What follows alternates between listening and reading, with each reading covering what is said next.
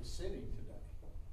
And boy, what a cop-out that is, because what it does is removes the responsibility of all of us as a community to fight something that takes a community fight.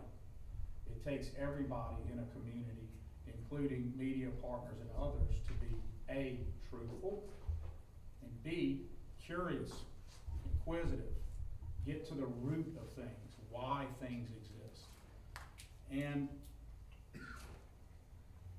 you know, some of the ones you read with particular sort of curiosity yourself, if I thought that the election of a person, whether it's a president, a governor, a mayor, or a council person, could end crime, we'd have a pretty easy solution for all this.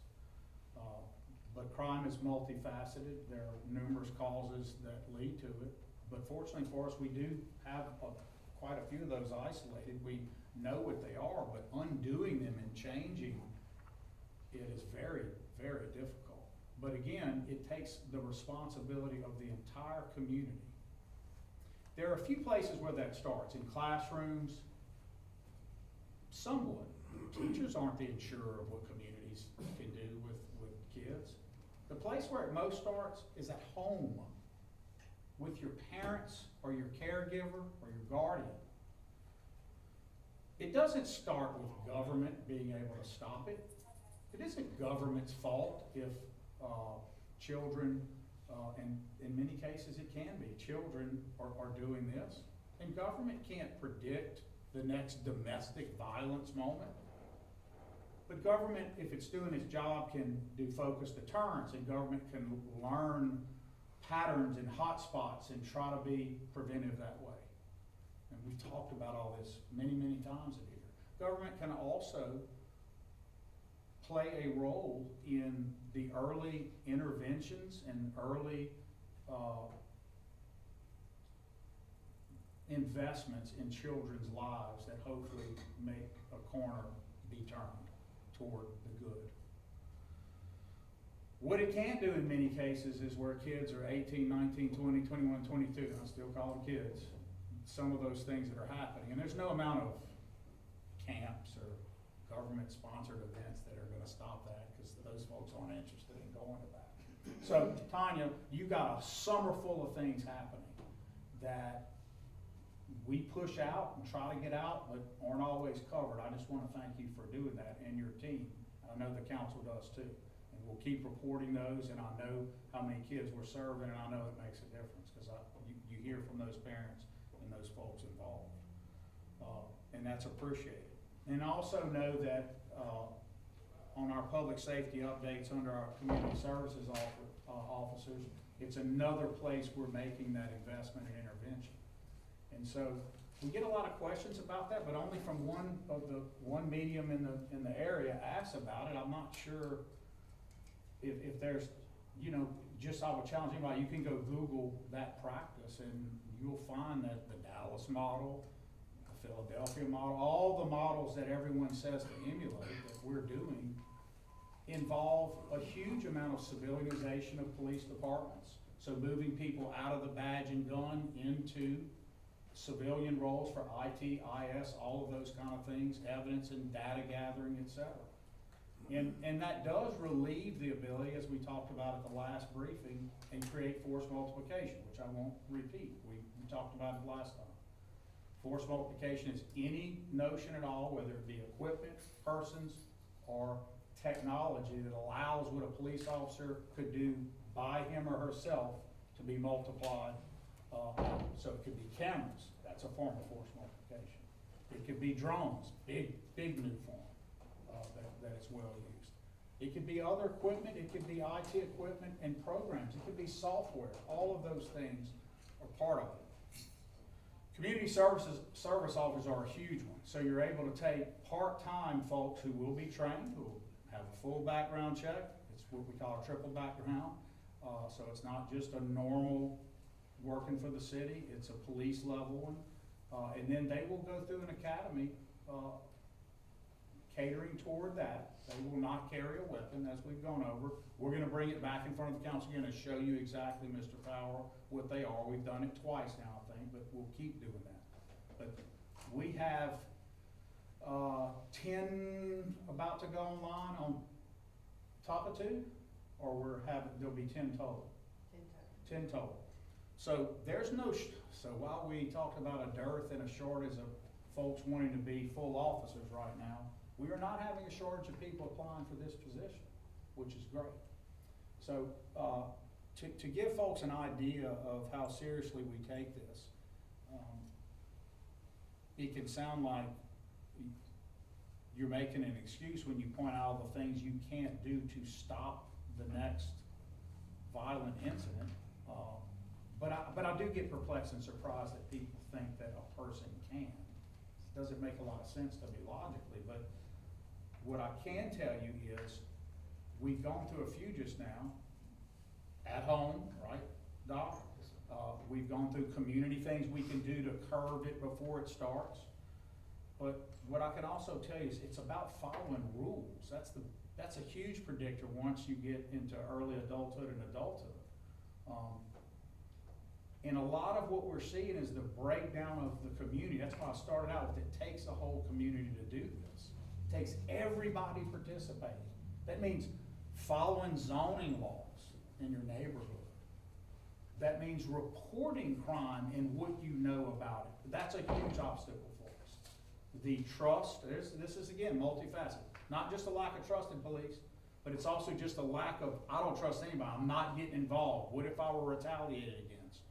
And then there's just the worst version of all is just absolute, not my problem. It all becomes our problem when we breach these social compact rules. So we're going to talk a little bit about zoning and unauthorized uses of commercial and residential property, because in a few of these big cases, that's what's leading to it, Mr. Millard. That's what's leading to a lot of problems. And so I quit using the broken window theory because I think it's a little more than even that. But you know, loosely, if you want to call it the idea of entropy, if you will, something is allowed to be not in good shape. Then someone comes along and throws a rock through the window, so it's less in good shape. Then someone comes along and catches part of it on fire, even less so, and so on and so forth, until no one cares. And then people in the area start to feel, well, no one cares about me either.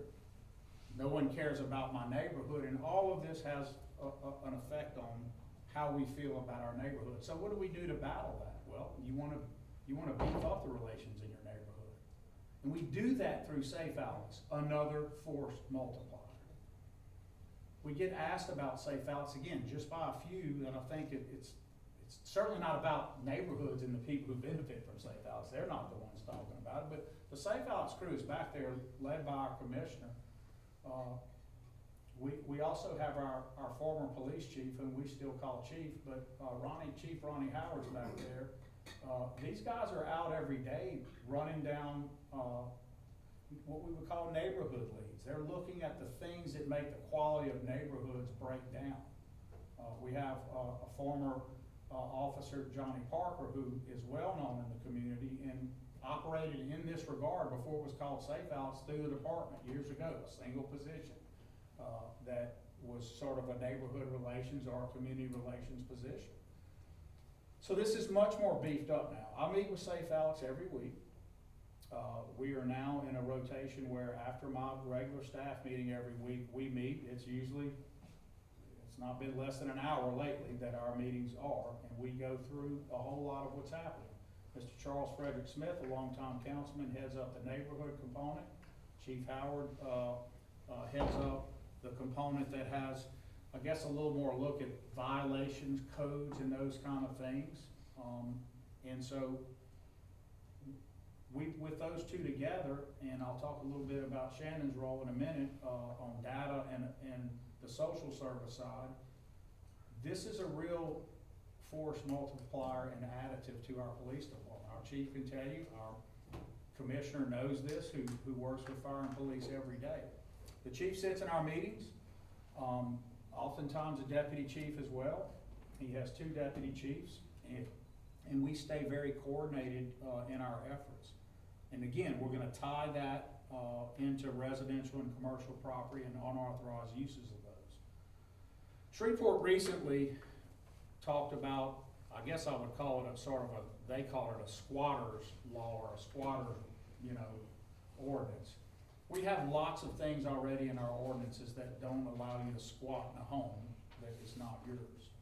But there are some very specific things we could do to help our folks in the field develop more calls as they approach a home. So if you think about it, Jim, when you go to a house, you're at the highest constitutional protection of an individual when you approach that door of a house. If you're not there chasing someone into the house, or you have a warrant, right? If you are lacking those things and you go to that door and you're just gonna try to develop you suspect something, you're gonna try to develop a call, that's your lowest watermark of authority as an officer when you approach that home. And so there are ways that you would develop more suspicion that could lead to probable cause, right? Because remember, what can you not do going in a house without, what do you have to go in that house? A warrant. And warrants are only issued on what? Probable cause, not reasonable suspicion, probable cause. So if someone says, wait, sometimes you don't have to have a warrant. There are exceptions. Hot pursuit, you're chasing someone, right? They have evidence that can be gotten rid of real easy, flushed down the toilet, whatever, called evanescent evidence. It goes away. That could be one. Regulatory exception. You seize a car, incident to a valid arrest, and you inventory the car and find things. You didn't have to have a warrant because you're protecting the car coming into the warehouse or whatever. When you arrest somebody, incident to that arrest, and you do things, you can find things. That's an exception. So there are lots of exceptions we've all heard of. Then there's the big one we all should know, right? Plain view. You see a crime committed, you don't need a warrant there, an arrest warrant, because you're seeing it committed. With plain view came another version, plain smell. We all know what that one called for the last many years until, I guess, some legalization of some of those things. The plain smell exception is pretty widely used. Everybody knows what that one is. So when you approach a house, and or let's say you're just a person, you live in the neighborhood, you see one of your neighbors and there's a pile of stuff on that porch and it's a code violation. The code officer walks up to that house, they're not a police officer. So but they are allowed by law, Chuck, to go on that property when they see an open code violation. Now let's say the code officer walks up on the porch and sees a pack of syringes that look to have been used. Could that be that a diabetic person littered on their own porch? It could be anything, but does it create another layer of suspicion in someone's mind? Perhaps it does, right? So what these squatter rules would say is, when you have certain code violations, if you think there's someone in that house who's unauthorized, it gives you another level of protection to look into it. We're dealing with some pretty severe problems, and I don't have time to unpack it all today, but I will. If asked, I'll take you through exactly all the things that can happen on that porch. But the main idea I want you to leave with is, each piece in that puzzle leads to a new question for an officer that ultimately you want to get to. The code officer be able to go back, interface with police, and perhaps develop probable cause. And do we want to do that at just any house? No. We want to do that at houses where there's a suspicion or you openly can see that folks are in that house. Maybe there are burn piles in the house. Maybe it's obvious your neighbor went into a nursing home and now there are people in the house you've never seen before. Those are all things that lead to issues. But when you're in that house, the question for us is, you can knock on some doors and without the right circumstances, the person answering the door does not have to tell you while they're there. The police do not have a right to force them to approve their authorized use, inhabitants, even just being in that place, in that home, right? So this is a problem. Was it always a problem in our communities? Yes. Is it more pronounced than ever in communities across this country? No question. Statistically it is. And we're having that issue. And what we want to develop is stopping those issues. So that's one category of things that you're going to hear us talk about with some changes to our code. Ms. McGills and I went through it with Safe Alex. We've been doing it for about 2 weeks, working with them, listening to them. What are you seeing out there? What is code enforcement seeing out there and working with our chief of police? We think there are some pretty easy changes that we can make to the code to help, like adding syringes itself to a list of violations. Doesn't matter if there's an innocent explanation. If you have syringes out on your porch, that's a problem, that's a danger, and that could lead to the ability to keep developing calls and deal with some of these problems. So, why bring all that up? Because it's all related to the breakdown in communities that ultimately leads to the most severe form of violating the social compact, which is what? Murder, killing people, killing each other, shooting each other, committing great bodily harm upon each other. So in zoning, we have, in our commercial zoning, lots of things that aid us. We have an ABC law that helps us with an alcohol beverage control board. If you are involving in your home, your residence, in a neighborhood, a commercial use of your house, as in, I live in this house, it's a single family dwelling, and now I've decided to convert my house into, I'll allow parties at my house to charge people I don't know to come into my house for a fee and use my house, my swimming pool, my whatever, as a commercial purpose. Does anyone think that's legal in this room? It's your house, right? You do what you want with your house, right? Can you do that? No. Okay, so why not? What do you think makes it different? And that hypothetical I just gave, what makes that not okay? It's a home and what? I see somebody doing it. You're charging money, so you turn it into a commercial use.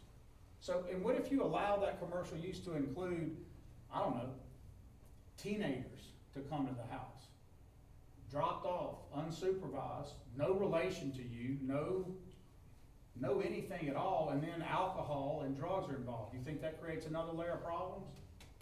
Yeah, it does. It sure does. You think that's happening in Alexandria? Yeah, we know it's happening. And yet on social media and even covered by quote unquote media, you see the fight go the other way, like how dare anyone not allow that to occur? So that's kind of an easy one. Everyone can kind of figure out qualitatively whether they want to allow that in a neighborhood. But first of all, it's not going to be allowed. We're going to stop it every time it occurs, and it's going to get easier to stop it. But if you're advertising for a party at your house, you're putting an advertisement out for teenagers to come to your house and charging them money, and they're getting dropped off there, what does that lead to in the neighborhood? Let's get outside of how wild that is from a teenager standpoint and just dumb. What does it lead to neighborhood relations? Nothing good. You think your neighbor likes that occurs? And then if we just analogize it to road rage, how do you think neighbors react with each other after that occurs 5 or 6 times? Do you think they're on the verge like a powder keg? What does that ultimately lead to? These aren't 20 offs, guys. These are 1 and 2 offs. It's going to lead to violence and other issues. So what do we have in place? Zoning rules. And zoning stops all of that from occurring. That's the whole point. You buy a house, you pay your taxes and live there, you get peaceable possession and some degree of tranquility for buying that house. If someone else buys a house next to you, they have the same rules as you. They should be even-handedly applied. If they turn their house into a commercial business, does that violate zoning?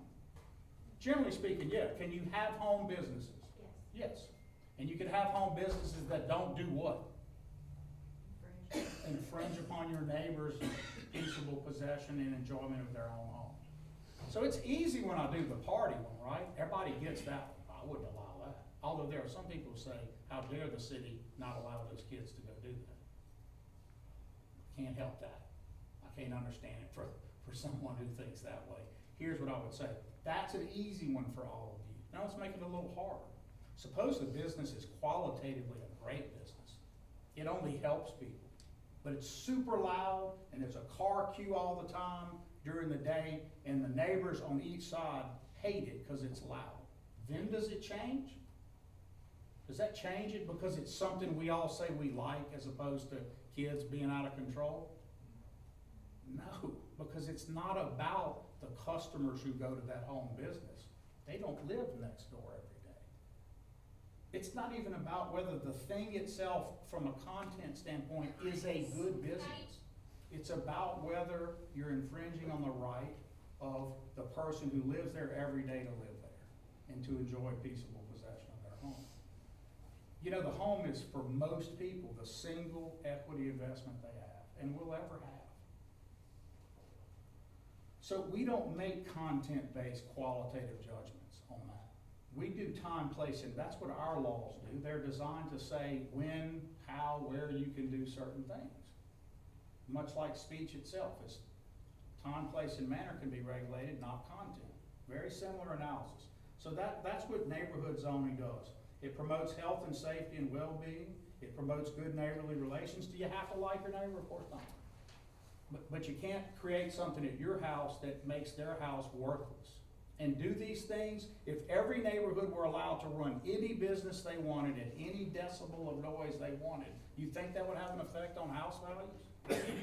Of course it would. You think if you allow someone to put in their front yard anything they want, any size vehicle, any rutting up the yard, anything like, you think that affects people's values? And this single investment, that's the most important investment they have.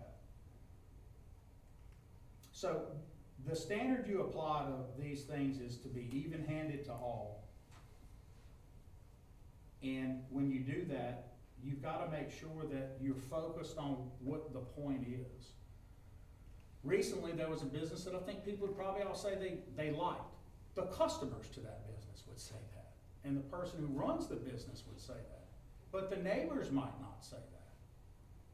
And so for the customers of the business who don't live there every day to have more say in what the homeowners next to the business say is wrong.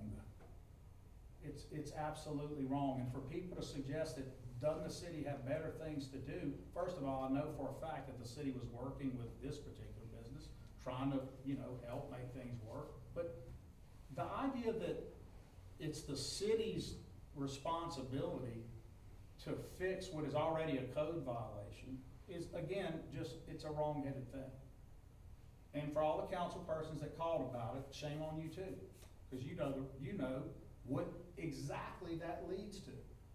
The exceptional use that you throw on the mayor's office to try to figure out. It's not our law we're enforcing, it's yours. You're the city council. You have the zoning authority, not the mayor. But if the mayor or his staff in this case made an exception for some businesses and not others, what would that lead to? Who would get in trouble for that? It's not just me, it could be staff. It's just the idea that should the mayor's office be in the business of picking and choosing the winners and losers of home businesses? No. So what do? You apply the codes even-handed, and you don't have that problem.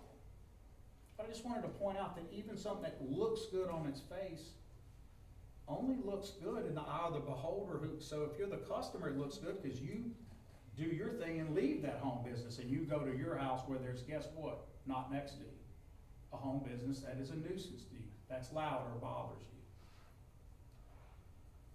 you. This is the mundane stuff we deal with every day, right? The councilman, you hear about it when someone's mad. But these aren't difficult ones. The idea that a home business can affect the other homeowners. This was so bad in one case, again, for something very nice and needed and a beautiful thing, but then the organizers on Facebook thought it would be smart to go protest the complaining household with noise. They don't live there, but their solution was to go disrupt that house even more. Wow. That's how we are handling our community relations as a society. That's pathetic. So, the easy one was the swimming pool party with the teenagers. It gets a little harder as you go down the line.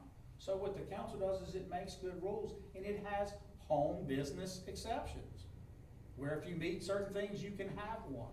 And you can click on our website and see it, or you can go to Grow with Alexandria. There's a whole page dedicated to it. Where you won't get the answer to most of these problems is on Facebook from the people who know everything.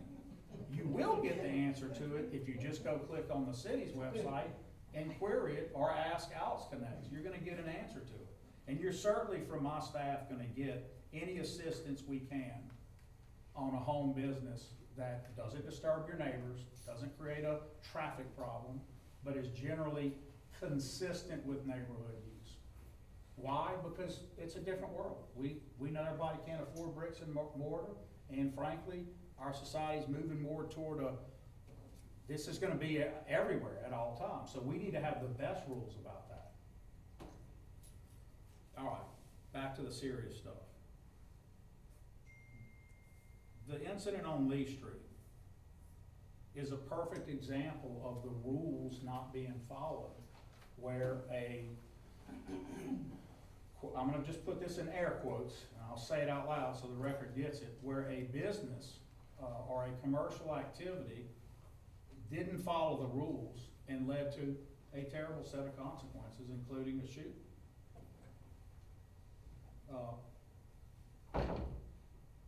This is gonna be hypothetical, and to the extent it covers things that did happen in this case, I'm making it up as I go, it's hypothetical. It is absolutely driven by knowing the facts of the case.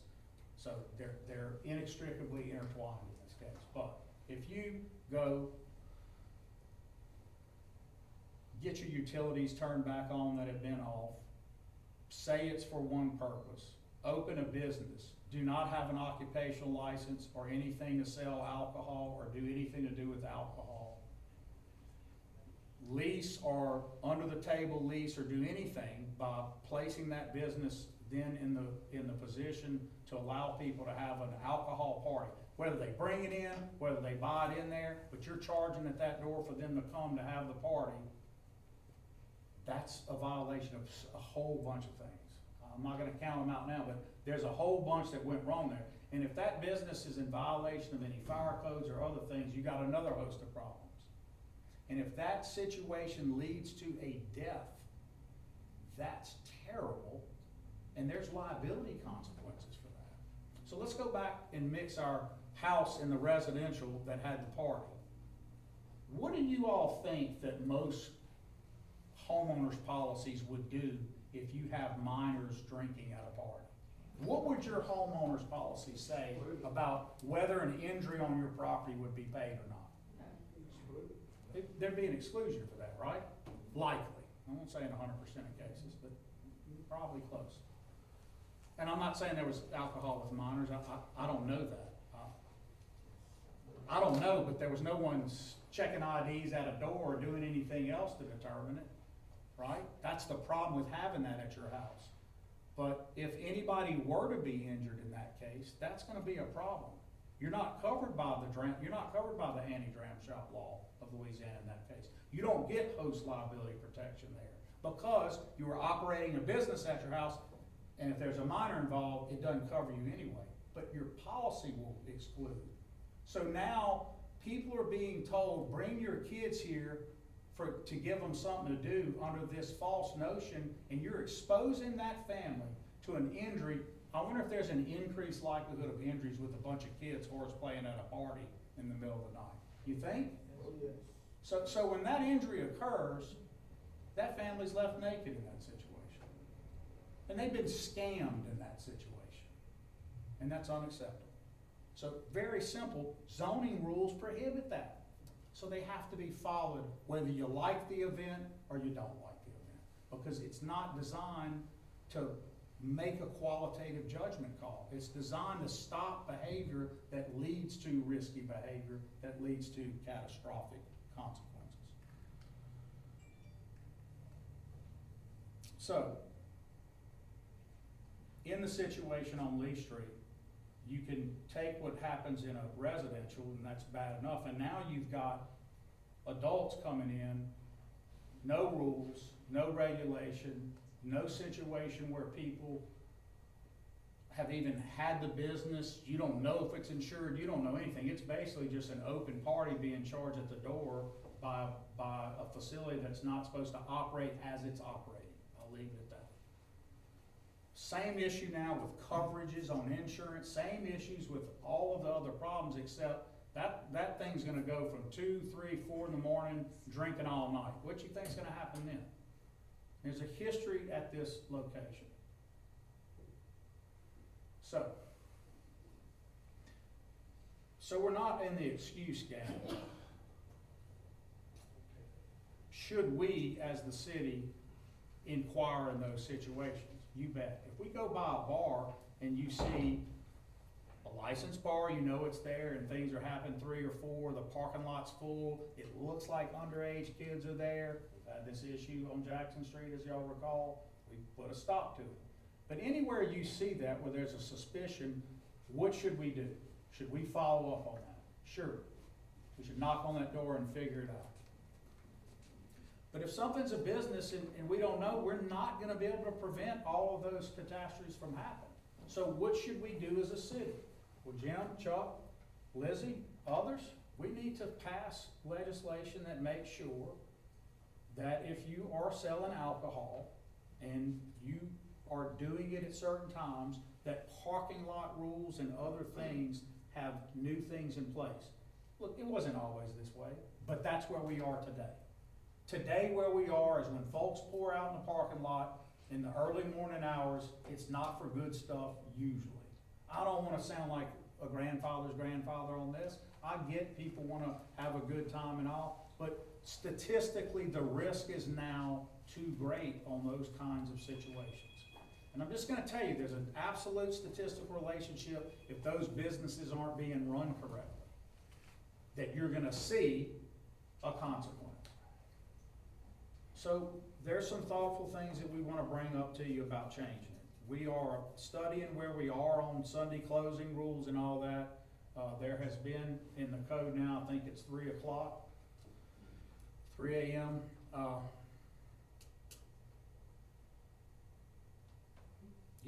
3 a.m.'s late. If you got folks poured out in parking lots and are still sort of, the party carries out of the door at 3 a.m. to 4 a.m. in a parking lot, you're kind of building that recipe for a disastrous event. And so we have to, as a society, decide as a community, is this what we want? It shouldn't set up the bar owners fighting with the council. Because as soon as I say this, then it gets covered, however it gets covered, and that becomes the issue. They're trying to shut my business down. They are trying, no one's trying to shut any business down. In fact, there are some model bars that have security and those things. That's what I'm talking about. If you're going to operate at certain times and hours and in certain ways, you're going to have to secure your environment. But what you can't do is secure your environment like this Lee Street situation. You're going to have real security. When all the facts come out in that case, it's going to be an anatomy of a bad thing for the public to see. I know what they are so far, and it is bothersome, to say the least. And it's preventable. Yes. People that running the situation, they'll hold out. They will be held out.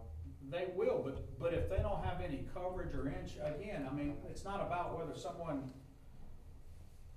when you have a business, there are certain things I would call part of the business judgment. Carrying insurance and doing things that ensure that you have the safety of others at heart is part of that social obligation to people. Do you have to have insurance? In some cases, yes. In some cases, if you do an event with the city or other things, you're required to carry it and even make us a named insurer. Not true for private bars, but when we have festivals and other events, we do a lot of things you guys may not be aware of to ensure that if something goes wrong, we're able to take care of that situation. Some of this stuff is what I would call pop-up alcohol sales events. It is designed for someone to just make some money and scoop. We're not going to allow that. We've shut down so many. The Lee Street incident, we're not going to allow that. We're not going to allow you to operate without any kind of licensing, etc. We stopped events at Convention Hall that are just primary alcohol sales events. I'm not talking about weddings and things like that, but to rent City Hall, to charge people money, whether it's BYOB or you're charging in there, has led to catastrophic consequences. And this isn't the place to do it, where our city hall is run, where we have equipment, those kind of things. It frustrates people, it frustrates Stacy and others who need a venue for certain things, but the venue that happened on Lee Street, that's not how you do it. There are venues and ways to do it, but one of the ways is you gotta do it right. You have to get a permit from us to do it. Why? Because then we know someone is responsible, that we can make sure has insurance, etc. See, if you do this stuff undercover, no one's responsible for the catastrophe, right? But if you have to get a permit, which you're required to do for alcohol events like that, then there's a person who's responsible. There's someone that we can say, is it insured, or do you have security? Is the security proper for the event? Is it commensurate with the amount of people that'll be there? Guys, you have to have security at events now. We're doing it at our festivals. You do it at every LSU or Southern game you go to. We're living in that society now. And everybody has to secure events like that. So let's go back. Is that ever consistent with a neighborhood party like we just described? Not really. Because even if you had full security there and parking attendants and all that, you're still blocking streets and you're doing stuff inconsistent with the neighborhood. If you're doing it at a commercial establishment, you gotta do it right.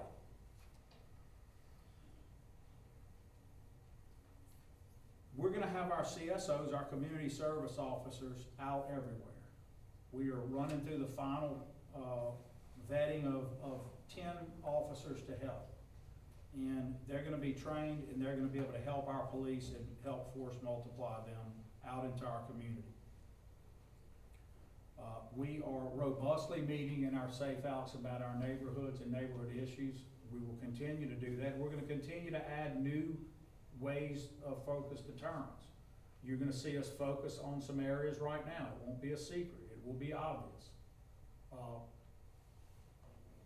Gary and some of the council members, as y'all recall, from a blighted housing standpoint, we're doing the same. I think the council is finally in the right place on that. Instead of just doing it piecemeal everywhere, Lizzie, y'all are, I think correctly, starting to think, okay, let's go take out an area or take down the blight, if you will, make it better, and you're gonna see that also with the policing. And in some cases in the exact same area, so you really have an effect of cleaning up. Ronnie Howard be heading that up. The Bolton Avenue incident. I'll be as careful as I can be, but I have a different view. There's so many things that tell us, don't tell Jack this, or don't tell the media that, because it could involve a minor, it could this. Guys, you know, there are exceptions to that obviously, but I think 17 is the limit. Is that right, Chief, now? And so the names of the folks involved in that, I think still one on the run, right? Two are still happening, but there was an event at what is claimed to be a church. I don't have any evidence they're not, but leased itself out for an event, I guess, where teenagers could go, right? Is that correct? Yes, sir. And so out of that incident, there was a shooting, is that correct? Yes, sir. Okay.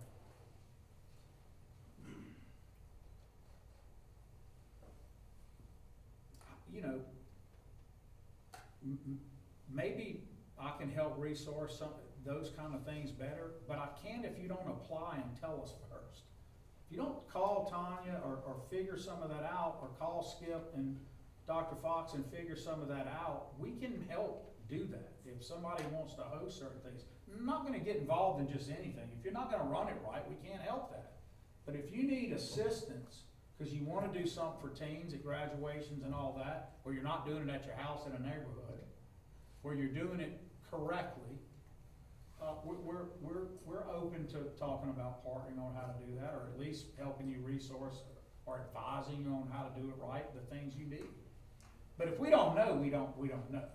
And it's not enough to say, well, y'all knew the cops passed by. That's fine. The cops don't know just driving by that an event's an illegal event. It's not. So we're explaining, any more than we know that what's going on inside someone's private home involves illegal activity. That's very hard for Ryan to get in that right off the bat. He has to develop these things. So there's a shooting at that event. Then there's a second shooting, is that correct, Chief? Yes, sir. Involving the same? Same individual. Now, you may say, well, okay, that sounds bad, that's bad enough, what's the linkage here? There'll be more to unpack here, but this is the thing that I'm challenging all of our partners to look at. Stop thinking that the police can stop an unknown situation where no one said they were holding the event. What we have to do, what I have to do as a mayor is hold people to the zoning rules, cut down on this every way we can. But Chief, is there evidence that at least folks knew, back to my point, Dr. Fox, about where it starts with the family, is there evidence that it was known that these kids were gonna be involved in shootings Yes, sir. at the family level? Yes, it was known that they were potentially violent because of previous engagements. And even planning about it? Yes, sir. I know more, some of the councilmen may know, because some of your own know, but, you know, when that one's anatomized as well, when the anatomy of that one is, the Lee Street one's gonna be rough, and when that one all comes out, there's gonna be a lot of finger pointing that should occur. You know, we're always talking about don't point the finger, you got several coming back at you, I get that, but in this case, there's gonna need to be some. This stuff starts at home with your, whoever is taking care of you. Does that mean every mom or dad, or mom and dad, can prevent everything? No.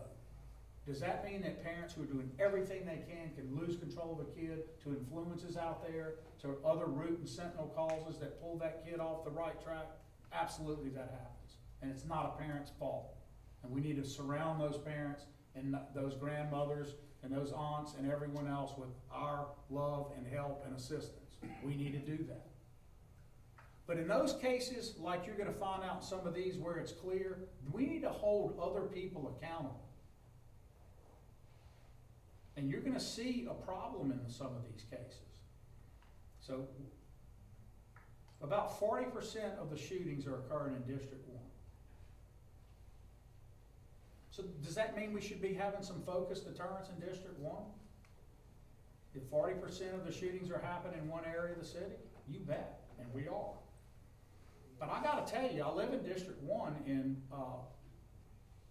we got some challenges in there. And there's some unpredictabilities and unpredictable things. No way for us to know. I live there, I ride through, I see it. There's no way to know when something's gonna pop up, if you will. So what does that mean? It means you have to extra resource it.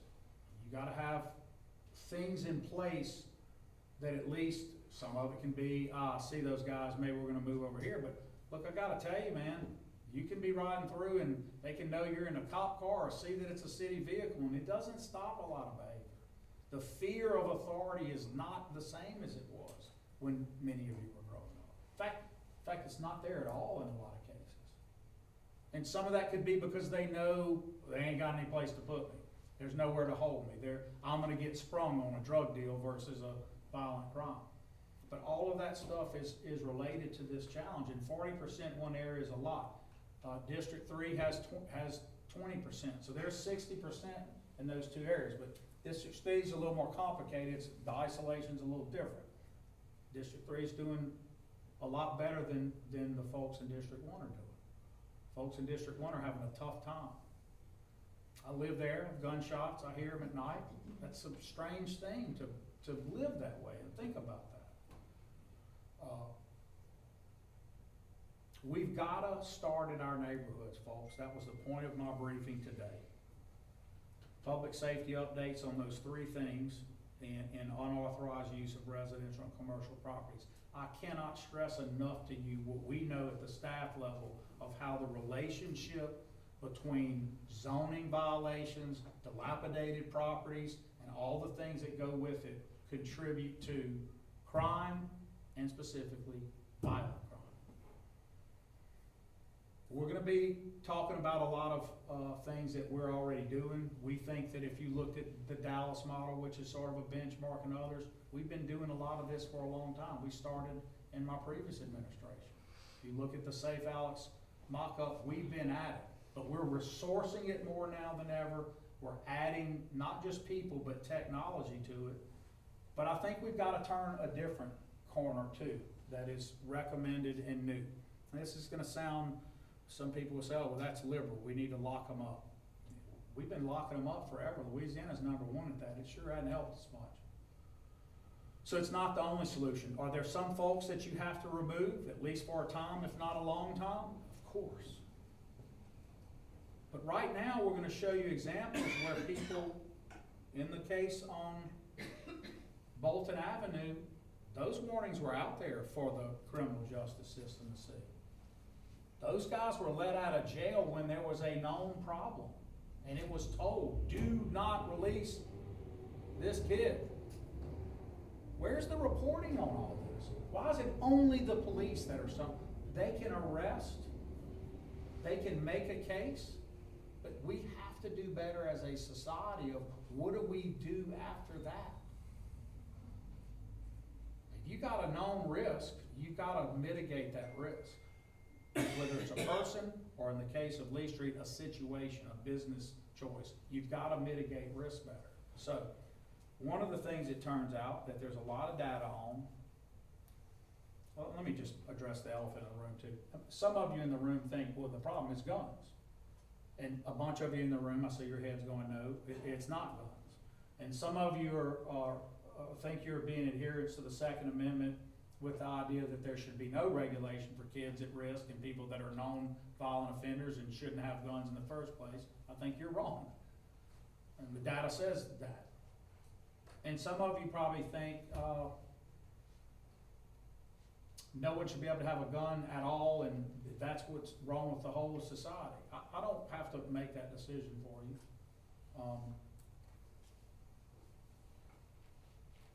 What I have to tell you is that when someone has a crime, or is on probation or parole, or is under a condition of release that says they can't possess a weapon, they can't.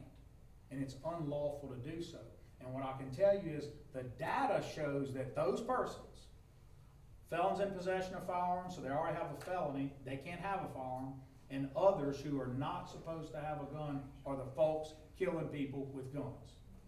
And so if you have a felon in possession, which is a 10-year sentence, and they are now caught with a gun, so that's a new felony, just having a gun from their previous felony, and you take that down and walk that case out and give them walk-in probation day one, what do you think the data says that person's gonna do very soon after they walk out? And it keeps happening over and over. We gotta do a better job of that. This isn't pointing the finger or laying blame.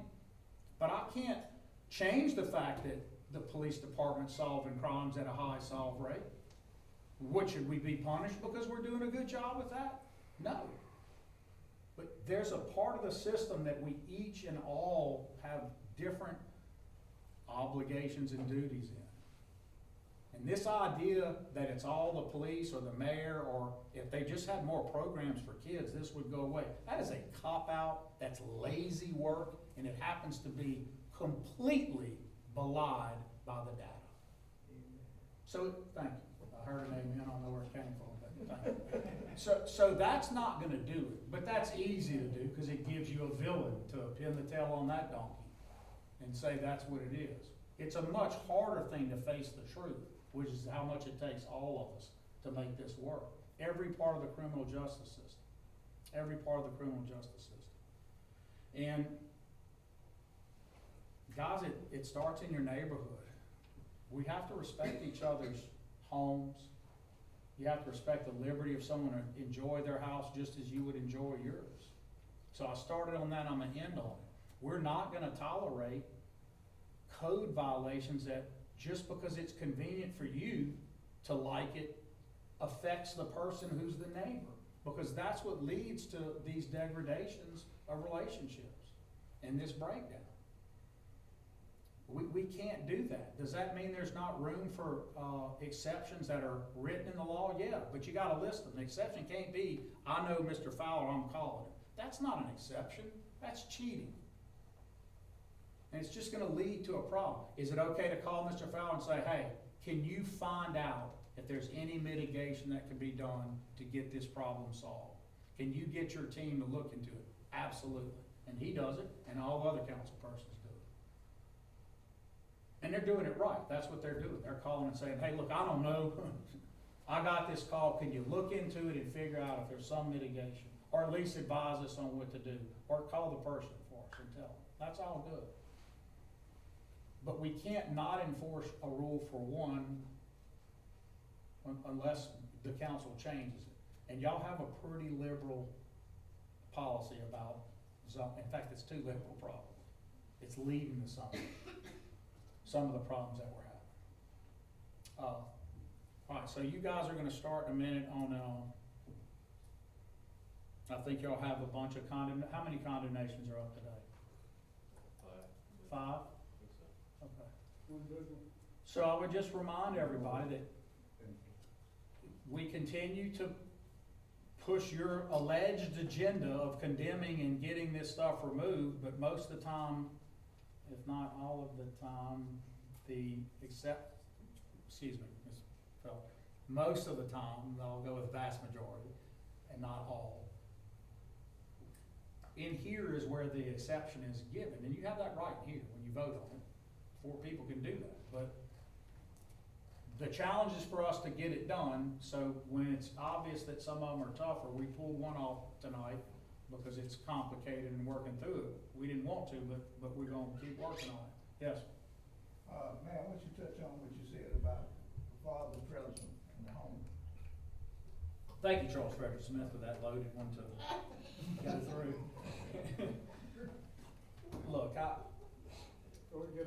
Charles Smith, I'm not gonna, I can't do that. That's gonna be too big of a social commentary, but, you know, I would just tell everybody, y'all can Google everything, and you know there's a lot of information out there. Read about the sentinel causes of these things, and you're gonna find we know more than ever about what's doing things, and we know more than ever about the combination of activity to at least curb it. What we're not doing more than ever, okay, I'm gonna say it again. We know more than ever what's causing the problems. We know more than ever the combination of solutions to at least curb it, not cure it, but curb it. But you know what else is more than ever? The lack of community will to come together to apply those curbing solutions. That's the astounding part.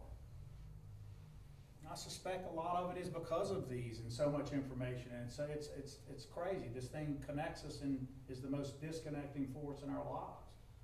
But man, it's tough to read about why that party should go on in my neighborhood, in your neighborhood, but not mine, right? And why that business should be allowed in your neighborhood because I'm the customer, but not mine. We gotta enforce this stuff. The Bolton Avenue, I told Jack this the other day at the police officer memorial when we honored our fallen guys the other day, that this is gonna hurt to say. I think that was a preventable situation that is not one of the things I would accept out of the group that, okay, you couldn't have known when this would happen. It's reactionary. I just feel like there was a lot of data known when that kid did that. And that's not okay. Everybody's gotta own a piece of that. Whatever your part is, we gotta own that as a community. It goes back to simple stuff like, was that party properly done in the first place? I'm sure I'll get some guff for saying that. I think no. Or at least let's say it this way. Let everyone know if you're doing a teenage event like that and you don't have the proper security and all that. We need to know that. So that one's tough. That one's really tough. That involves young people, but it involved people that knew that result wasn't remote. Okay? Those are the ones that keep you up. They all keep you up, but that one does if you think that data could have been presented and that one could have been stopped. And there's more than one like that, guys. There's more than one like that. And I think we have a duty, Chuck, to follow up, and we're starting to keep data on this. Where the city itself is gonna have to weigh in and say, justice system, stop. This is the history here. It's not as simple as you think. And we're going to be pushed back on for that, council members. You're gonna be told to stay in your lane. But who's getting the blame every day for it? You are, I am. The arrest is made, the case is investigated, and if we need to do better on our investigation, our files, then so be it, whatever it takes. Okay? All right, questions? All right, we'll start, try to keep a public safety briefing every week that we do it, so invite our partners to be there for that. I'll take questions from those guys in most of them, unless it's to a specific purpose or we say we don't. I did just now, and will continue to. I also will answer written questions sent to us at these briefings and unpack them as we need to. I know I'm beating it up, but I just gotta tell y'all, you gotta help us maintain order at the neighborhood level. That's where it has to be. And District 1 needs our help. Don't think you can blame it on the housing authorities and all that. I always wanna tell people, I know it's called the Alexandria Housing Authority, it's not our housing authority. And then I feel guilty about saying that, because the truth is, it doesn't matter who technically has the jurisdiction, it's ours, because it's our community's housing authority. We have to help them do better. And they're trying. They're trying, and we're gonna keep Commissioner resourcing and trying to make sure that Stefan and his folks have the resources they need. Too many people being shot, guys. You know, I'm happy at the next one to talk about more of those sentinel causes of why. There's a lot of new data, Skip, as we've talked about out there. Some of our assumptions have been wrong for decades. And that offers an opportunity, though, to rethink what we're doing, and it offers an opportunity to rethink the community involved. But you can't get it on Facebook, guys. You gotta roll up your sleeves. It's time, you gotta get your hands a little dirty. All right, anything? All right, thank y'all so much. Council meeting will be, I think, at 4:45, so we're an hour into this, and I'll see y'all at the council meeting.